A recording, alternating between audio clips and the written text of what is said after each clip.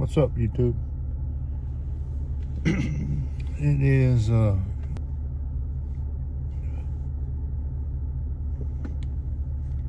what's up, YouTube? It's May the 14th, I believe.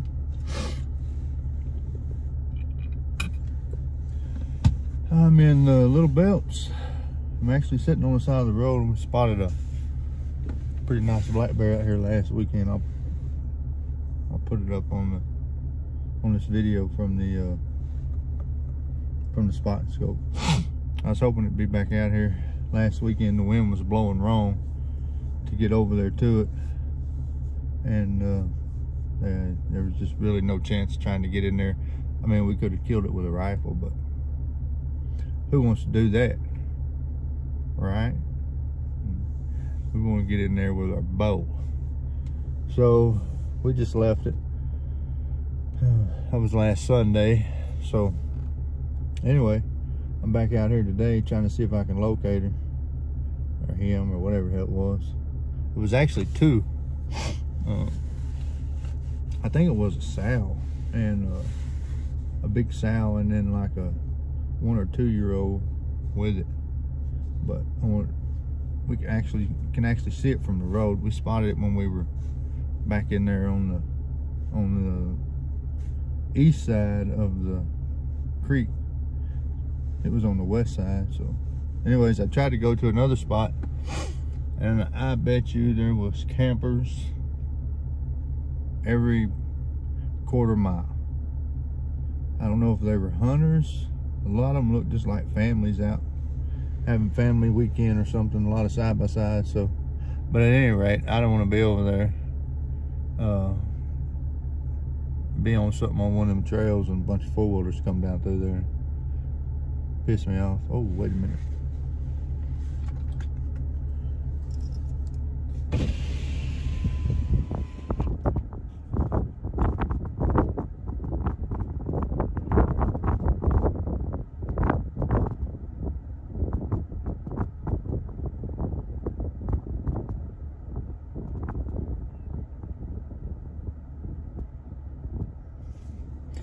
False alarm.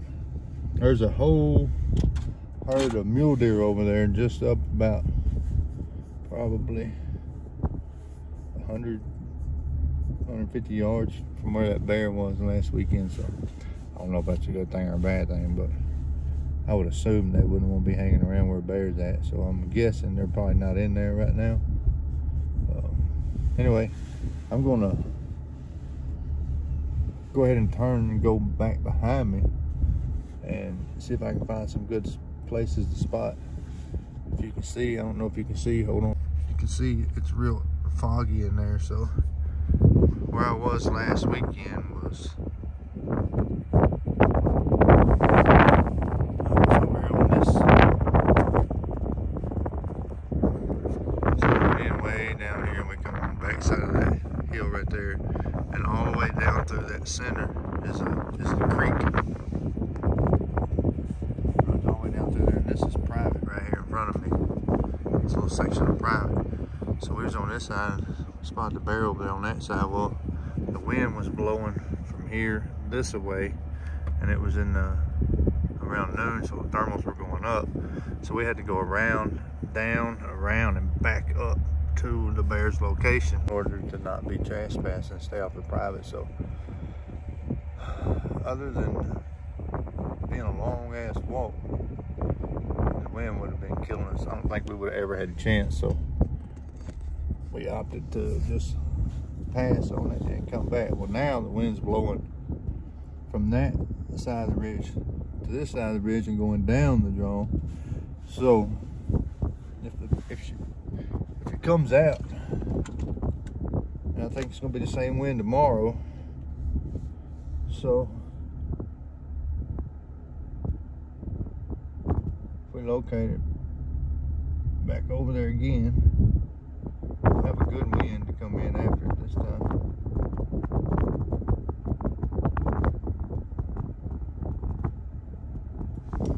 I don't know anything about Montana black bear hunting other than get in a high spot, glass the south facing ridge, south facing slopes, where there's green grass, and they need to be close to water, which is everything you have right here. So I'm gonna go use an Onyx, keep on looking around for some more good spots, and I'll come back by. It's only 12 o'clock. I'll come back by here this evening, because it'll come out right before dark. And if it comes out right before dark in that same place, and then in the morning I'm gonna come in, park about 2 hours before daylight, get over there while the thermals are still dropping. There's a big tall ridge over there on the right. Here, I'll show you real quick. Alright, so that is the little meadow. And then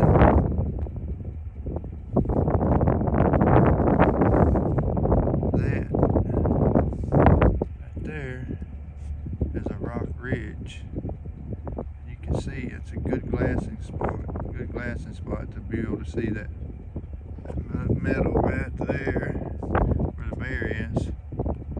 So from that rock ledge to that meadow is only about 400 yards, best I can tell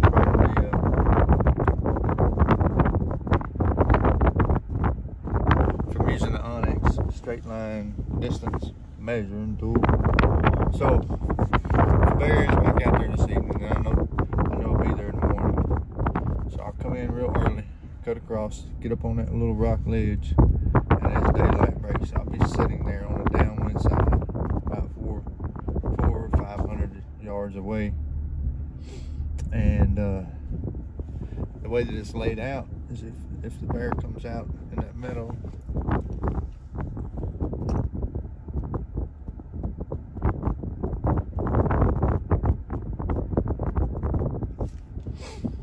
go off the back side of that ledge down to a little draw right there and keep the ridge line between me and the bear, come up above the ridge line, because thermals will be rising, and there's some pretty good openings in there. I think as long as I don't run into a bunch of mule deer and get me busted out, I should be able to work my way back over that ledge and get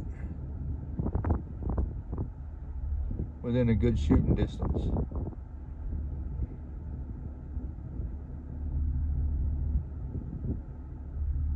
To get me a good shot. So that's the plan. All I need is a bear to show back up.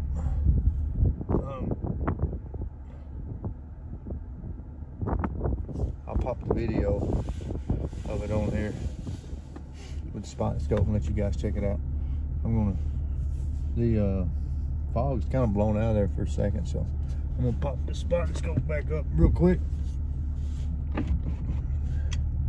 Make sure there ain't something over there that I'm missing.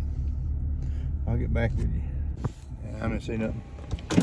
So I'm gonna turn around and go back this way and cruise through some of these roads and look for some other spots that would be hard to get to from the road.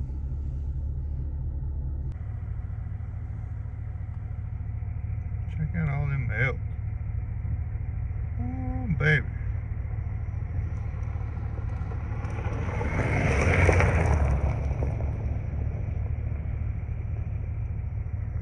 Oh, shit.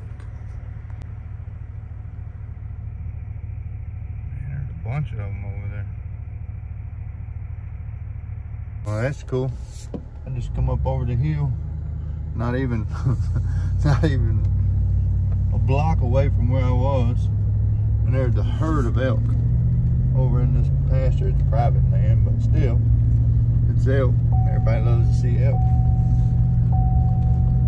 Oh, there's a guy, there's people out here chopping wood, and there's elk out there on the other side, just chilling. So, anyways, I thought that was pretty cool. I'm gonna keep on rolling.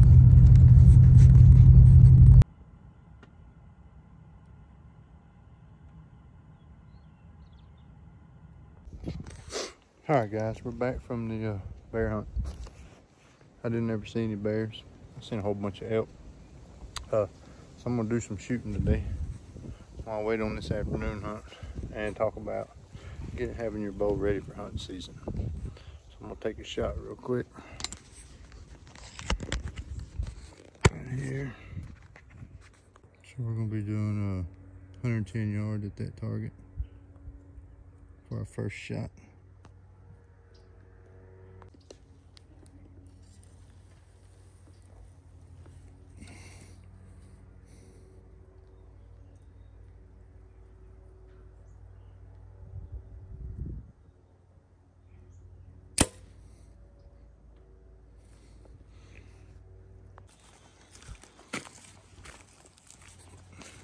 So we're gonna check this out real quick. This is 110 yards off of the bubble because my when I sighted this bow in, I couldn't get any lower without hitting my arrows, and I probably can at this point, but I don't want to mess with anything because I got her dialed in too good. Oh yeah, that's money. That is money right there. And then what I wanted to talk to you guys about today is, well, a couple of things, but mainly all the stuff I do to my bow to make it hunt ready.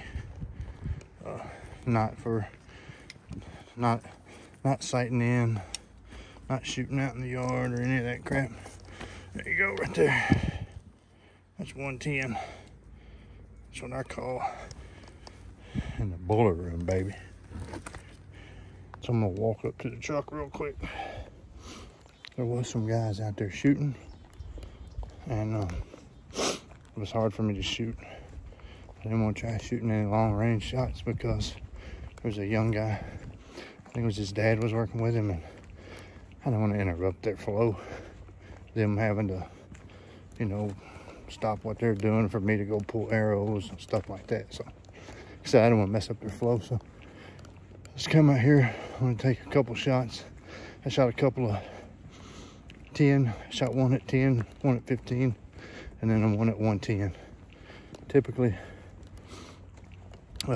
during hunting season, I just like to take a real close shot in case I need to shoot a grouse or a pheasant that I run up on real close, and then a couple of real long ones in case I'm after a bear or elk and I can't close the distance any further than 110. I like to make sure I can kill him. So anyway, I'm gonna head back to my truck and go over some bow stuff with you. All right, guys, I came back home because it was pretty windy and I didn't want to deal with the wind noise. I don't have a little stock microphone. So anyways, I made a few more shots, and I want to come home and do this video real quick about making your bow ready to hunt. So a couple of things that I want to go through with you and show you is, so the things that I'm talking about are anything that can go wrong will go wrong. Most of the time, the little stuff that gets us when we're in the woods. Say you go up to the mountains, you're gonna stay for the weekend, or you go on a 1-week trip, or you go out of town. You're somewhere where there's no bow shop, no bow technician. You're out in the woods. You don't have time to do that. You're there to hunt. You're not there to go find a bow guy and have them retie a peep sight, or put on a D-loop, or find some D-loop material or something like that. So a few of the things that I do.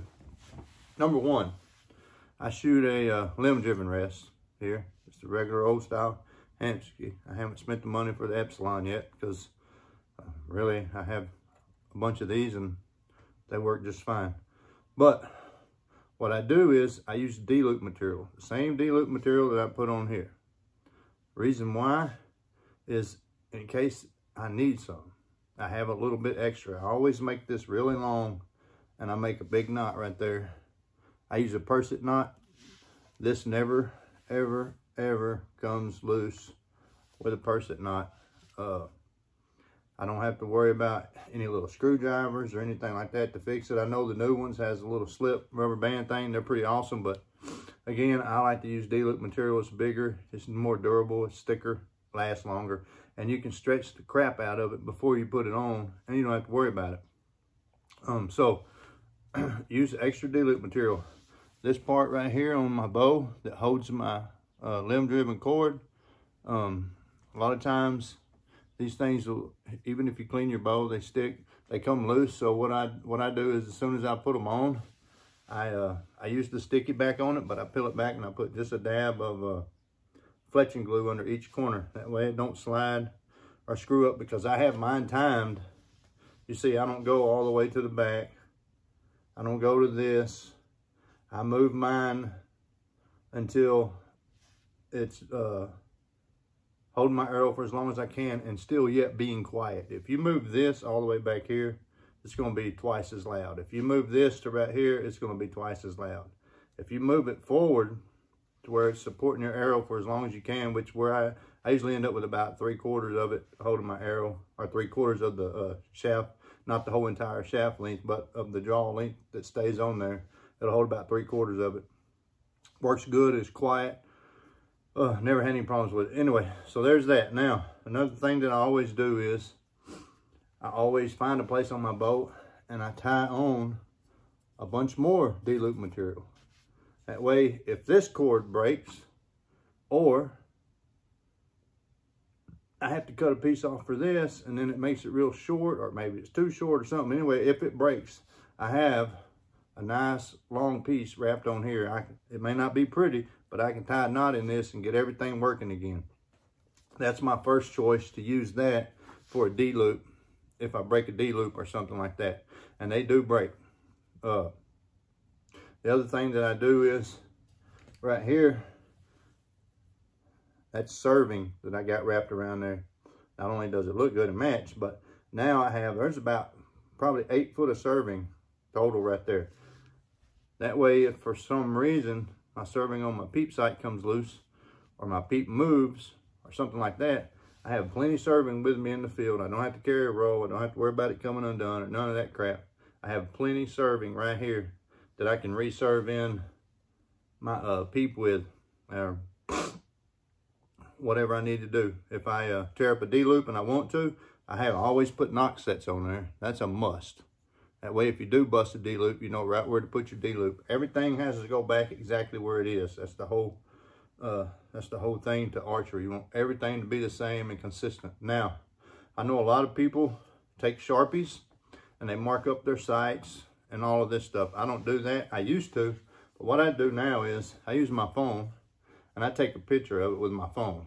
I get an up close personal picture, nice and square, in my phone, so that I can see the relationship of this corner and those numbers, right? I do it for that, and then I do it for the bottom. And the reason why is because I can take the corner of this and line it up on one of those numbers right there, and I got a picture in my phone. I can count the marks, and it'll be exactly the same every time. If you put a Sharpie on there, a Sharpie is going to be a little fat, a little thin, whatever. It's not going to be precise like a picture in your phone. And everyone uses Onyx. Everyone has a way to charge your phone in the woods. If you don't, they make portable chargers. So your phone should not go dead. Most of us hunt with Onyx anyway. So if you take a picture of it, you can literally pull that picture up. You can blow it up. You can count the lines on that picture. You can count the lines on your sight. You can put it exactly back where it was, if for some reason one of them things comes loose and moves around. One other thing I do for my peep sight. A lot of times if you're hunting, like for me, one thing I learned about hunting in Montana is it's rough on a bow. Especially when you get in them thickets, them pine thickets. Their pine trees don't, the limbs aren't soft like ours back home. They're hard. I have this, I keep this in my backpack. What this is I can take this, I have it set up exactly to where I can take this metal end and I put it right on this little point right here, just like that, inside of my string. And this tape, this bottom of this tape right here, this goes on that little knot right there. It's the same place every time. The edge of this tape lines up perfectly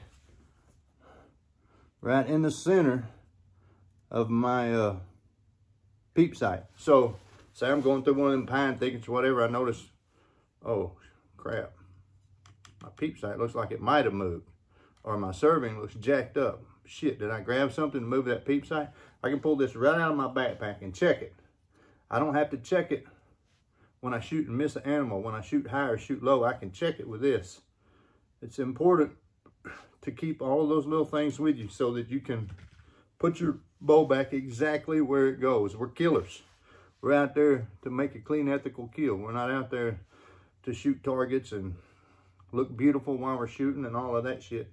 We want to make a shot that we make every day, and we know that every time we repeat the same process. It doesn't matter if you make a beautiful pull through, follow through, back tension shot, or if you punch the hell out of the trigger. Whatever you do that you hit the most accurate with, most of the time, that's what you do. That's how you shoot. That's how you shoot.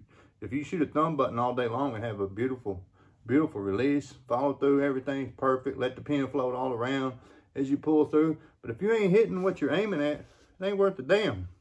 If you shoot better with an index trigger, shoot an index trigger. If you shoot better with a hinge, shoot a hinge.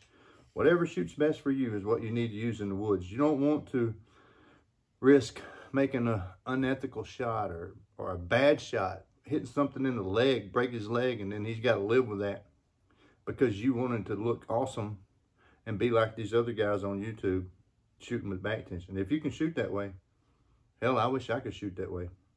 I can shoot that way up to 40 yards, but out past 40, my groups get really big. You know, I end up with a 4-inch group at 50 yards, to where I'm shooting arrows slapping together at 50 yards with an index. So anyway, that's a whole nother video. One other thing I was going to show you guys too.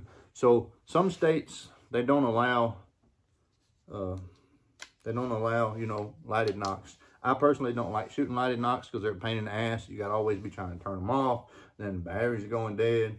And then I don't want to rely on anything like that. What I do is I shoot these arrow wraps.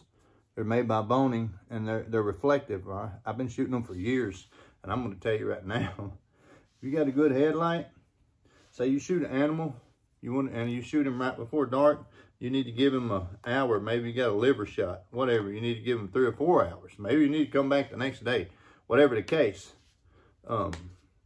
If you have to wait 2 or 3 hours because you want to make sure you don't bump him and run off, you can go in there with a flashlight.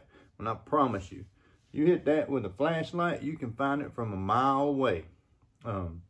It's saved me many times. I've been in there looking for blood, looking straight down. I thought he was here when I shot. What the hell why can't I find it? And I'm like, oh yeah, let me just look for my fletching. Quick scan, beam, there it is. I've spotted them up to 80 to 90 yards away in the woods. Just laying on the ground. You can walk right over to it. There's your blood. Bam, there you go. Another thing that I do, I take all my quivers. This is an old release, and I took this off of one of those, pocket quivers or whatever for practice shooting or whatever. And I just put a slot in, put it on here. The reason why I do this is I don't shoot with my quiver on my bow because I just don't like it. No real reason other than it's a lot of extra weight, and if you're shooting in the wind, that's like a sail on a sailboat grabbing it. So I keep my quiver on my bow like this as I'm hunting because I use a sling. But say I find an animal and I'm about to make a stalk. First thing I do is I pull this off and I use this right here. This clips on my belt or my pocket, whichever one I decide to do. And now I got my quiver with me, and it's not hung up on my bow. It's not catching wind or anything like that. I'm shooting just like I do at home. I got more arrows if I need them. Hopefully I don't need them. Hopefully it's just one. One is all it takes. But hopefully that's all it takes is one, is what I'm trying to say. But anyway, another thing I do is I take all of my stabilizers and I wrap them with grip tape. I even wrap this with grip tape. I don't know that it does anything other than it takes the glare off of the carbon fiber. A lot of people think that carbon fiber don't glare, but it does when the sun hits it just right, especially if you're hunting in the snow or the rain and you get it wet. Anyway, that's about it for now. That's all I can really think of. Just a few things to do to make sure. What you want to do is anything and everything that you can do to make sure that if something goes wrong in the woods, you don't have to end your hunting trip. You want to be able to repair your D-loop, put your peep sight back in the same exact place. Obviously, you want to shoot your bow when you're done, just to make sure. But if you have it marked and you have pictures of all that stuff, there's no reason why you should have to do anything to your sights. Put everything back exactly where it was. You have knock sets for your D-loop. You have your measuring stick or whatever you want to use for your peep. You should be golden. So anyways, that's all I got for now. I'll catch you guys later.